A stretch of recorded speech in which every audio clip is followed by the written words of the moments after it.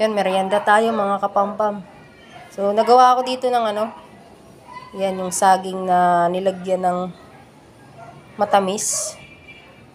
So, alam niyo naman yan kung ano yan. Kung may iba, mais kung yelo, ito, saging con yelo. So, napakarami kasi nung saging. Galing sa kuya ko. So, ginawa ko siyang ganito. Yan.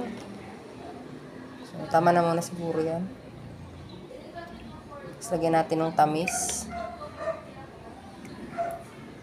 Yan. Saging con yelo.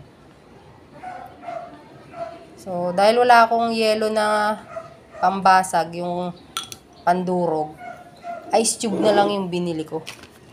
Ayan. So, lalamig na din naman yan. Ayan. Kamayin ko na kasi akin lang naman din to. Ayan. Para lumamig siya. Lagyan natin sa ilalim.